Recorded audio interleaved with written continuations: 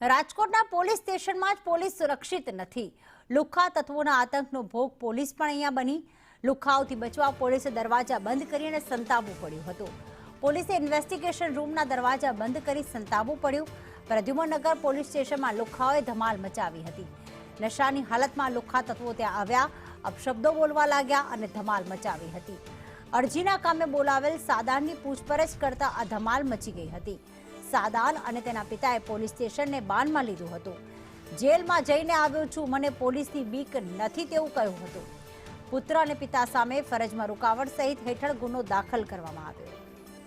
દિવેશ અમારી સાથે જોડાઈ ગયા છે। દિવેશ, અહીંયા પૂછપરછ માટે બોલાવવામાં આવ્યા હતા, અરજી માટે બોલાવવામાં આવ્યા હતા, પરંતુ એમણે તો આખું પોલીસ સ્ટેશન જ બાનમાં લીધું હતું। એવું તો પોલીસે શું કહ્યું તો તેઓ ઉશ્કેરાઈ ગયા?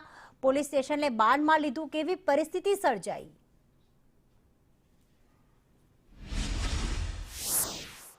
ચોક્કસ પ્રીતિ, વાત કરવામાં આવે તો રાજકોટના પોલીસ સ્ટેશનમાં પોલીસ જ સુરક્ષિત ના હોય તે પ્રકારનો ઘાટ છે તે સર્જાયો છે। હું તમને સીધા જ પ્રનગર પોલીસ સ્ટેશનના દ્રશ્યો બતાવી રહ્યો છું કે જેમાં ઘર કંકાસ બાબતે પીએસઆઈ કે ચાવડા અને તેમનો જે સ્ટાફ છે તેના દ્વારા આરોપી સડાન છે તેને બોલાવવામાં આવ્યો હતો અને તેનું નિવેદન છે તે લેવામાં આવ્યું હતું। નિવેદન દરમિયાન સાડાન છે તે ઉશ્કેરાઈ ગયો હતો અને તેને દારૂ પણ પીધેલો હોય તે પ્રકારની ચર્ચાઓ છે તેને જોર પકડ્યું છે। ત્યારે આ ઉશ્કેરાયેલા જે આરોપી છે અને તેના પિતા છે તેના દ્વારા પોલીસને ગાળો દેવામાં આવી હતી, ધાકધમકી દેવામાં આવી હતી અને કહેવામાં આવ્યું હતું કે હું જેલમાં રહીને આવ્યું છું, મને પોલીસથી એક પણ પ્રકારનો ડર લાગતો નથી।